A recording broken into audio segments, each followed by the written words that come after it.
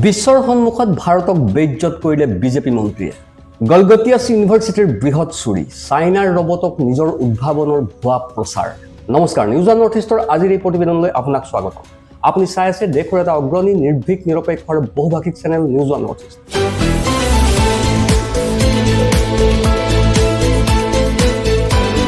News one north ইষ্টৰ মাধ্যমেৰে আমি কেৱল বাতৰি সম্প্ৰচাৰ কৰাই নহয়, ইয়াৰ আঁৰৰ প্ৰকৃত সত্যও আপোনাৰ সন্মুখত তুলি ধৰিবলৈ চেষ্টা কৰোঁ, যিবিলাক বাতৰি গদি মিডিয়াই আপোনাৰ সন্মুখৰ পৰা সদায় লুকুৱাই ৰাখে। Orion, and this has been developed by the Center of Excellence at the Galgotias University. এনেকুৱা বেজ্জতি, এনেকুৱা লাজ অপমান কেলেংকাৰী। এই বেজ্জতি লাজ অপমান ইমানেই ভয়াৱহ আছিল যে অৱশেষত দূৰদৰ্শনে ভিডিঅ'টো ডিলিট কৰিবলৈ বাধ্য হ'ল। IT মন্ত্ৰী অশ্বিনী বৈষ্ণৱে নিজৰ টুইটটো ডিলিট কৰি পলায়ন কৰিবলগীয়া হৈছিল আৰু গালগটিয়াছ ইউনিভাৰ্চিটিক AI শীৰ্ষক সন্মিলনৰ পৰা বহিষ্কাৰ কৰিবলগীয়া হ'ল।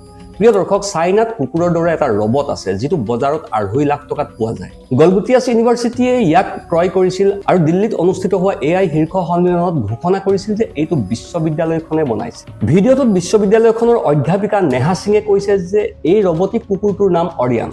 ইয়াক গলগটিয়াছ বিশ্ববিদ্যালয়ৰ চেণ্টাৰ অৱ এক্সিলেন্সে প্ৰস্তুত কৰিছিল। ইয়াৰ পাছত কি হ'ল? দূৰদৰ্শনে ইয়াক প্ৰচাৰ কৰিলে। দেশৰ IT মন্ত্ৰী অশ্বিনী বৈষ্ণৱে ইয়াৰ আঁৰত প্ৰধানমন্ত্ৰীৰ প্ৰচেষ্টা দেখুৱাবলৈ চেষ্টা কৰিলে। দূৰদৰ্শনে ভিডিঅ'টো বজাইছিল আৰু অশ্বিনী বৈষ্ণৱে প্ৰপগেণ্ডা। যেতিয়া এই অপপ্ৰচাৰৰ আঁৰৰ প্ৰকৃত সত্য ফাদিল হৈ পৰিল যে এইটো গলগটিয়াছৰ আৰিয়ান ৰবট নহয়, বৰঞ্চ চাইনাৰ জিঅ'টোহে।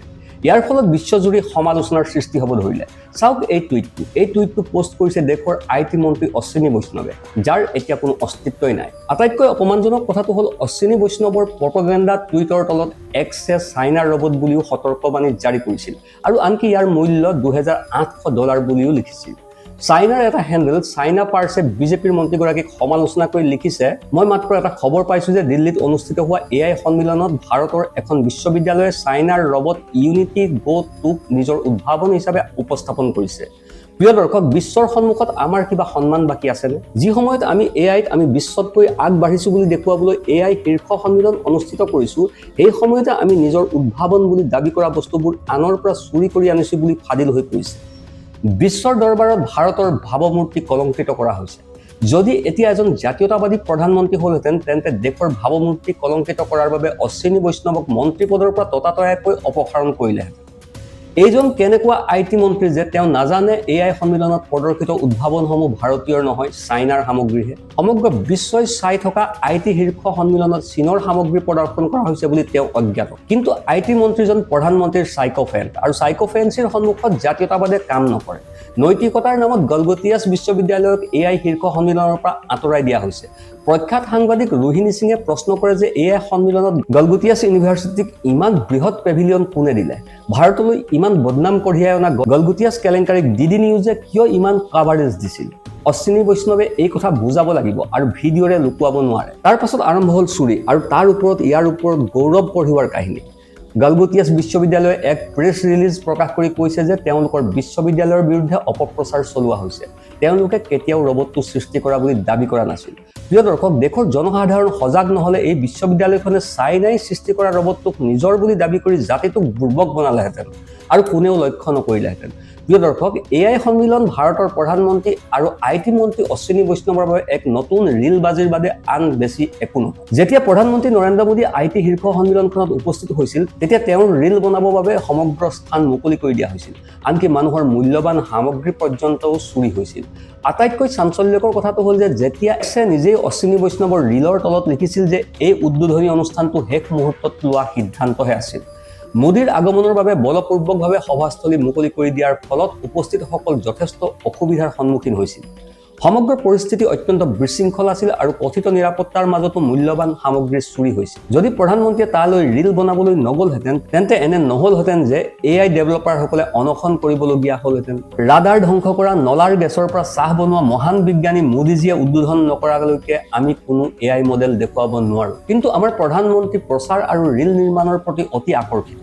সেইবাবেই তেওঁ নিজেই তালৈ গৈ গোটেই বিল্ডিংটো খালী কৰি দিয়ে। এই বিষয়ত কংগ্ৰেছে কৈছে যে মোদী চৰকাৰে AI ক্ষেত্ৰত বিশ্বজুৰি ভাৰতক হাঁহিয়তাৰ পাত্ৰ কৰি তুলিলে। AI সামিটত চাইনাৰ ৰবটক আমাৰ বুলি দেখুওৱা হৈছে।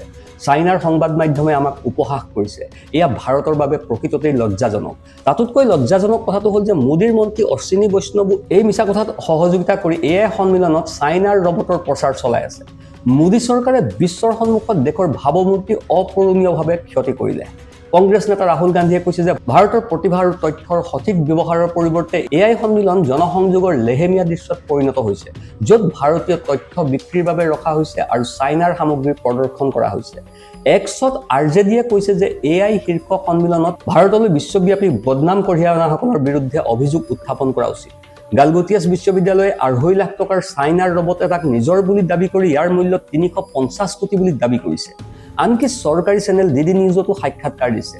বিশ্ববিদ্যালয়ৰ মালিক, সাক্ষাৎকাৰ লোৱা মহিলা, ভুৱা সাক্ষাৎকাৰ গ্ৰহণ কৰা সাংবাদিক আৰু তেওঁলোকক অনুমতি দিয়া ভাৰত চৰকাৰৰ IT মন্ত্ৰীৰ পটভূমিৰ তদন্তই মিছা, প্ৰতাৰণা, গোপন বুজাবুজিৰ কথা উদঙাই দিব।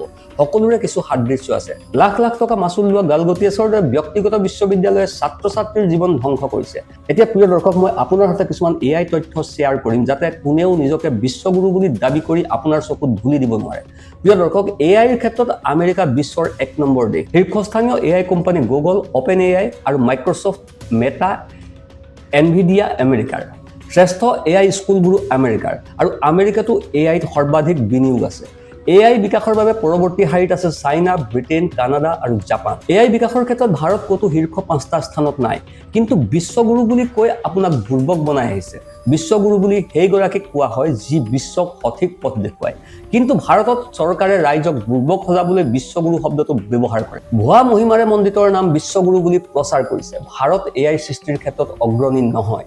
ভাৰত সৰ্বাধিক AI ব্যৱহাৰকাৰী দেশে, অৰ্থাৎ আমি গ্ৰাহকহে, বিক্ৰেতা নহয়। AI সামিটত চাইনাৰ কুকুৰটোৰ বাহিৰেও কোনো সামগ্ৰী দেখা পোৱা নগ'ল, যিটোৱে বিশ্বত ভাৰতৰ নাম উজ্বলাই তুলিবলৈ সক্ষম হ'লহেঁতেন। প্ৰিয় দৰ্শক, এইখিনিতে আপোনালৈ আমাৰ এটা বিনম্ৰ অনুৰোধ আছে। এই ভিডিঅ'টো আপুনি লাইক কৰক, আমাৰ এই নিউজ ওৱান নৰ্থ ইষ্ট চেনেলটো ছাবস্ক্ৰাইব কৰক আৰু আপুনি ক'ৰ পৰা আমাৰ এই ভিডিঅ'টো চাইছে কমেণ্টত জনাওক। আপোনাৰ বাবে এইটো 1 ছেকেণ্ডৰ কথা, কিন্তু আমাৰ বাবে ই আটাইতকৈ ডাঙৰ শক্তি আৰু উৎসাহ। আপোনাৰ সহযোগিতাই আমাক সত্য উদ্ঘাটনৰ ক্ষেত্ৰত বহু সাহস যোগায়। তলৰ কমেণ্ট ছেকশ্যনত আপোনাৰ মনৰ কথা শ্বেয়াৰ কৰিব, কাৰণ আপোনাৰ কণ্ঠই হৈছে আমাৰ মূল শক্তি। Bureau' report, news one north east.